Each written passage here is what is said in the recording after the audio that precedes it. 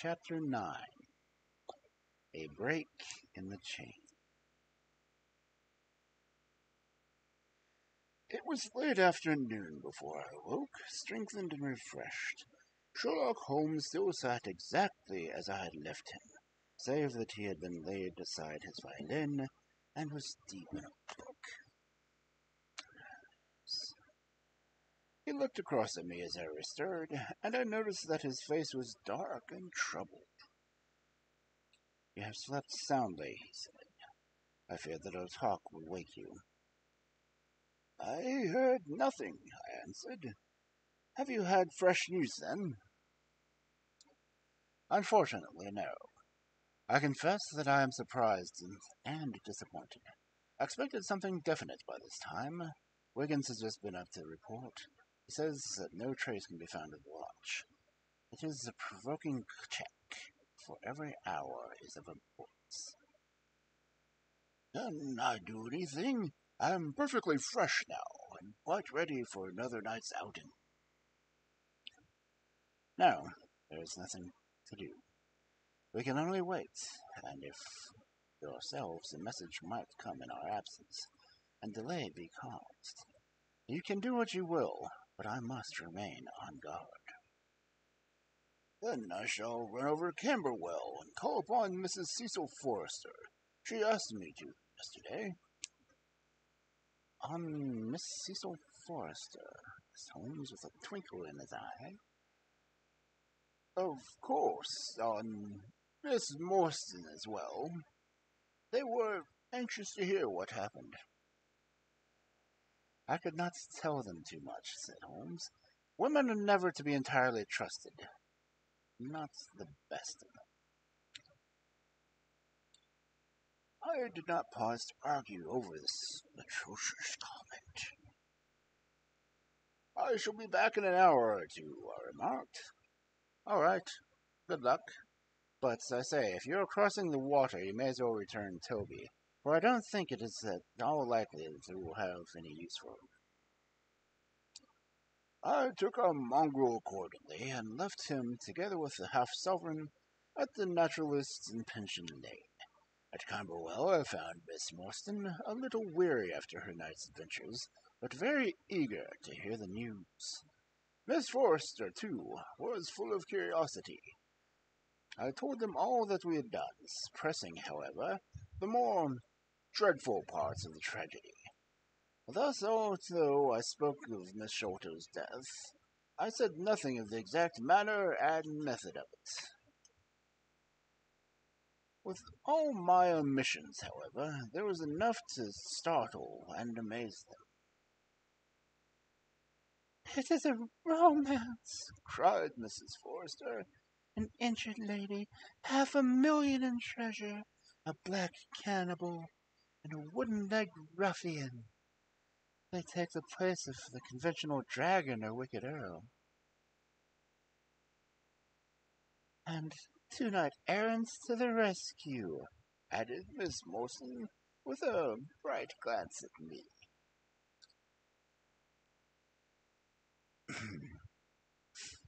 "Why, Mary, your fortune depends upon this issue of a search. I don't think that you are nearly excited enough. Just imagine what it must be to be so rich, and to have the world at your feet." It sent a little thrill of joy to my heart to notice that she showed no sign of elation at the prospect. On the contrary, she gave a toss of her proud head, as though the matter were one in which she took small interest. "It is for Mr. Thaddeus Sholto that I am anxious," she said. "Nothing else is of any consequence, but I think that he has behaved most kindly and honorably throughout. It is our duty to clear him of this The dreadful restricted section is a cautionary tale all on its own rights. and unfounded change." It was evening before I left Camberwell, and it was quite dark by the time I had reached home. My companion's book and pipe lay by his chair, but he had disappeared. I looked about in the hope of seeing a note, but there was no note.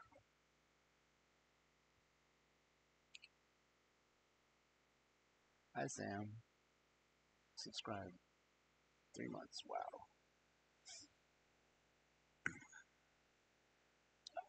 I suppose that Mrs. Sherlock Holmes has gone out, I said to Miss Hudson as she came up to lower the blinds.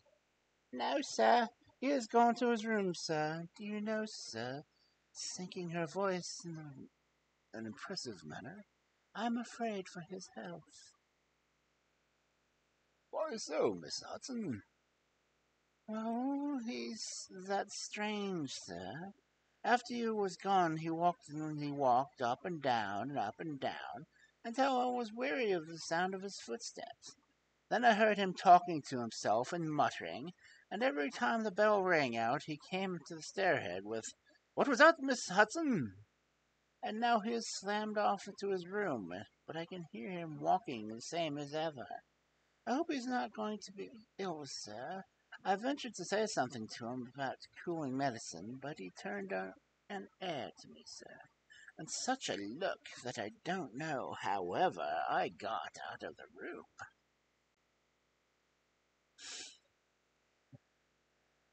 I don't think that you have any cause to be uneasy, Miss Hudson, I answered. I have seen him like this before. He has some small matter upon his mind which makes him restless. I tried to speak lightly of our worthy landlady, but I was myself somewhat uneasy when, through the long night, I still from time to time heard a dull sound of his tread. I knew how his keen spirit was chafing against this involuntary inaction. At breakfast time he looked worn and haggard, with a little fleck of feverish colour upon either cheek. "You're knocking yourself out, old man," I remarked, "and I heard you marching about in the night." "No, I could not sleep," he answered. "This infernal problem is consuming me. It is too much to be balked over in an obstacle, when all else has been overcome.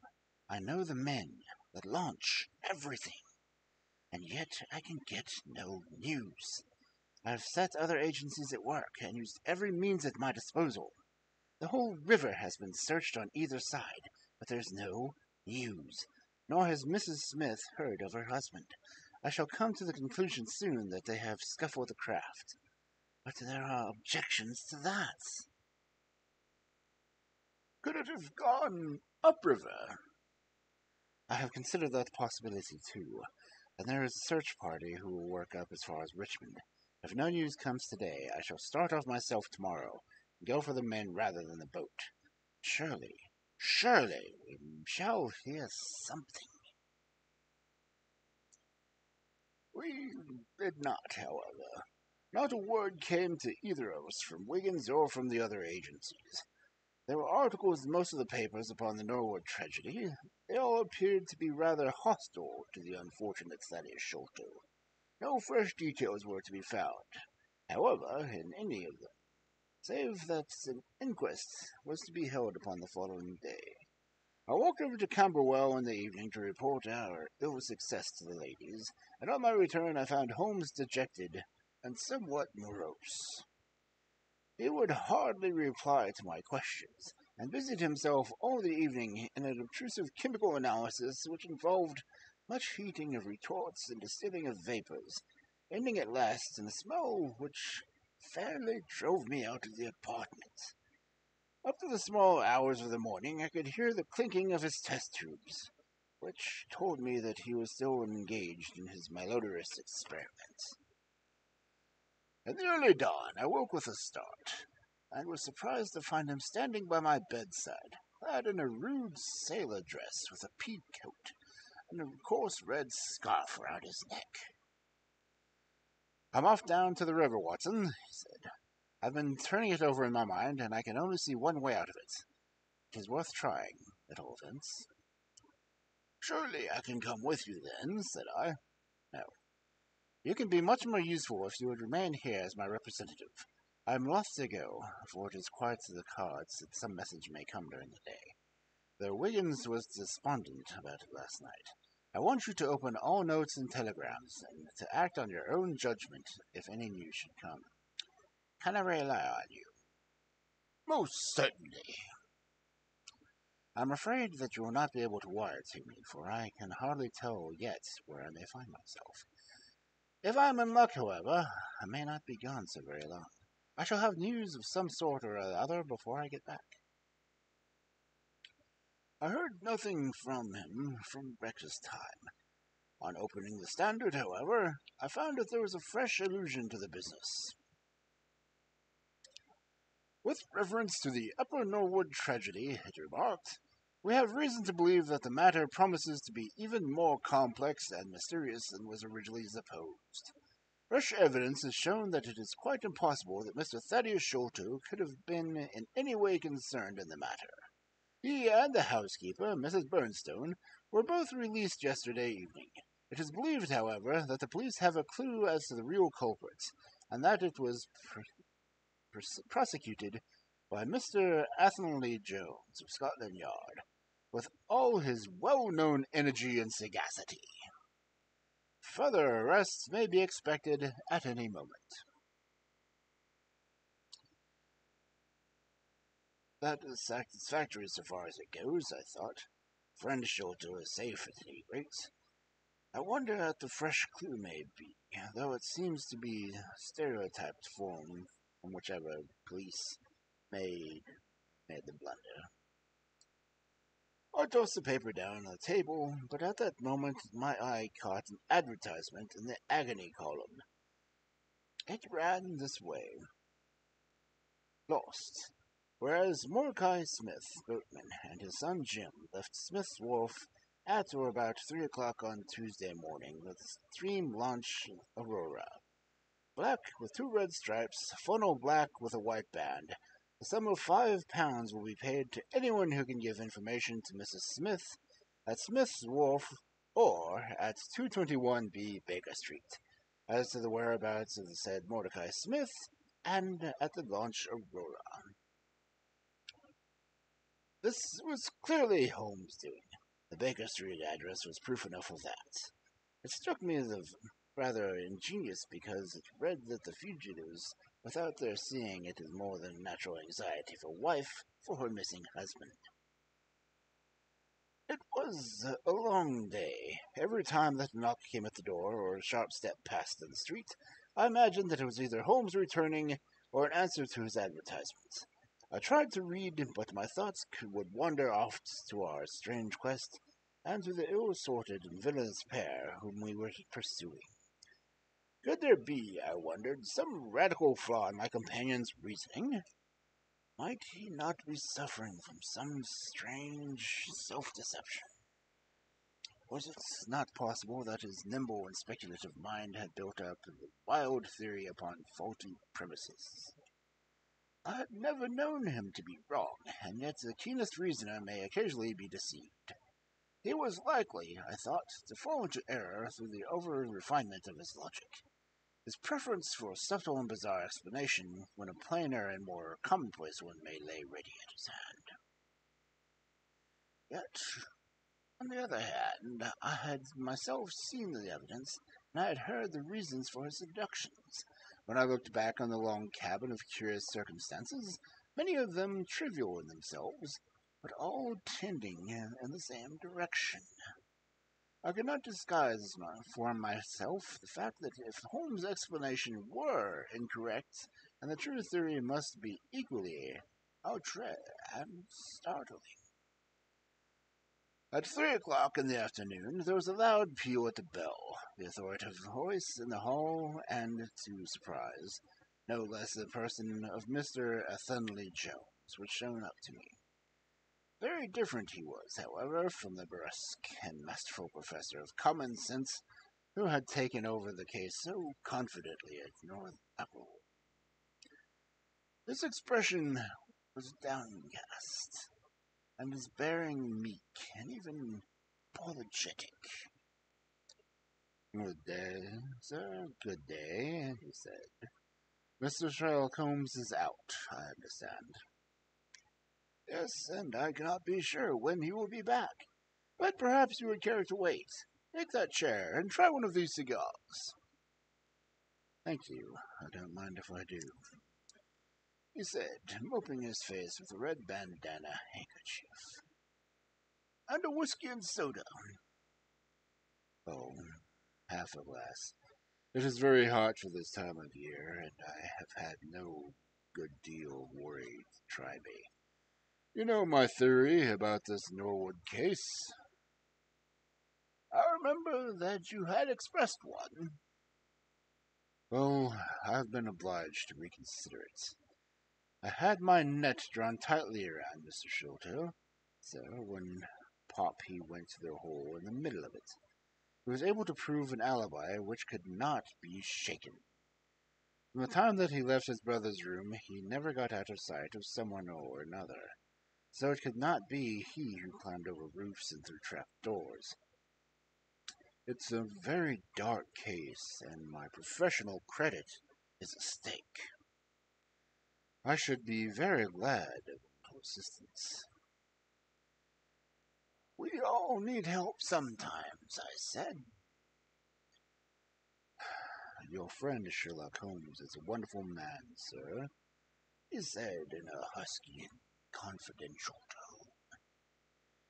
He's a man who is not to be beat. I have known that young man go into a good many cases, but I never saw the case yet he could not throw a little light upon. He is irregular in his methods, and a little quick perhaps in jumping into theories, but on the whole, I think he would have made the most promising officer, and I don't care who knows it. I've had to wire from him this morning, by which I understand that he's got some clue to the Sholto business. Here's the message. He took out a telegram out of his pocket and handed it to me. It was dated from Poplar at 12 o'clock. Go to Baker 133 Street at once, he said. If I have not returned, wait for me. I am close on the track of the Sholto gang. You can come with us tonight if you want to be in at the finish.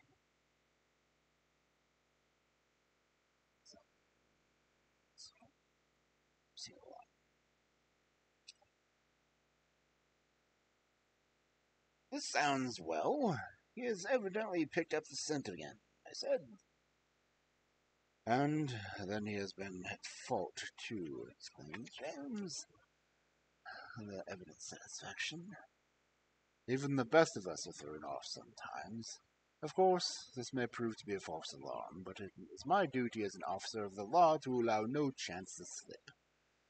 But there is someone at the door. Perhaps this is the scene. A heavy step was heard ascending the stair, with a great wheezing and rattling upon, as a man who is sorely put out for his breath. Once or twice he stopped, as though the climb were too much for him, but at last he made his way to our door and entered.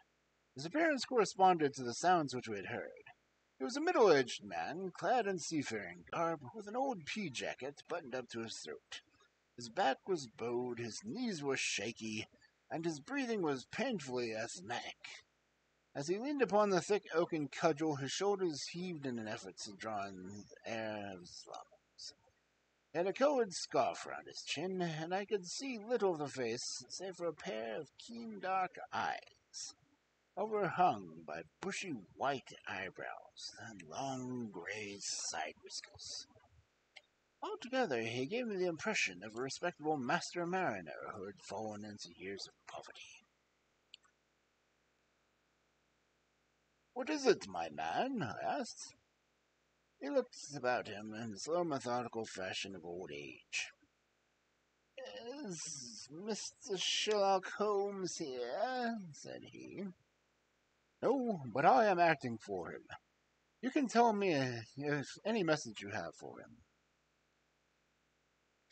"It was to tell him himself I was to tell it," he said.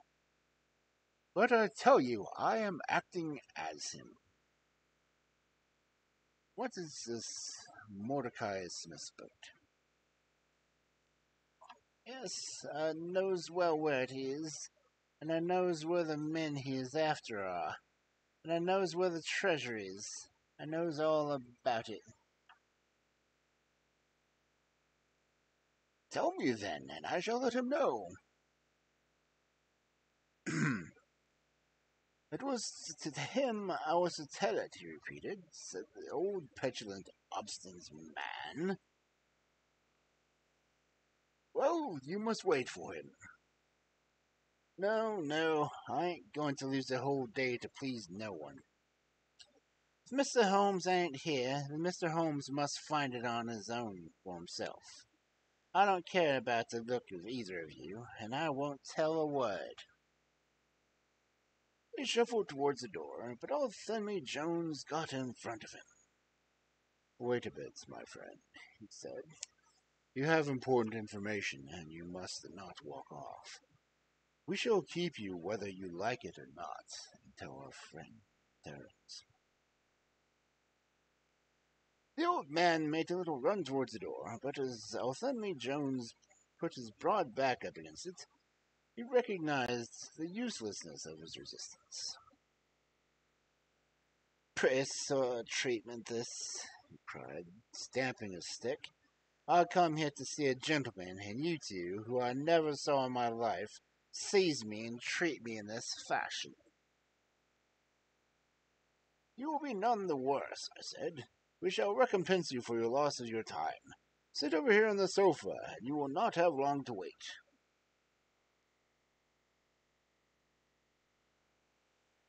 He came across sullenly enough and seated himself with his face resting on his hands. Jones and I resumed our cigars and our talk.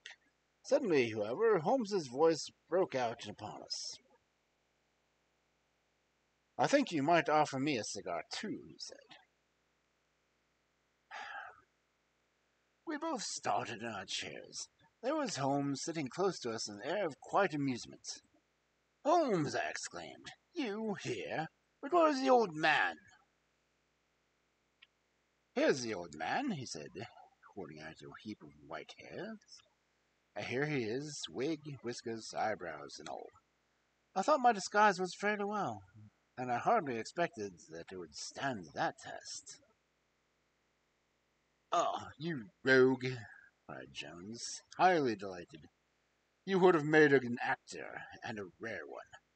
You had the proper workhouse cough, and those weak legs of yours are worth £10 a week. I thought I knew the glint of your eye, though. You didn't get away from us so easily, you see.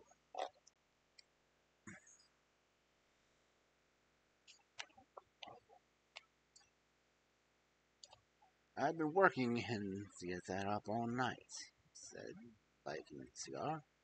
You see, a good many of the criminal class begin to know me, especially since our friend here took to publishing some of my many cases. So I can only go out on the warpath under some simple disguise like this. You got my wire? Yes, that is what brought me here. It has come all to nothing. I've had to release 2 of my prisoners, and there is no evidence against the other 2. Never mind, we shall give you the 2 others in the place of them. But you must put yourself under my orders. You are welcome to all of the official credits, but you must act on the lines that I write out. Is that agreed? Entirely, if you will help me to the men.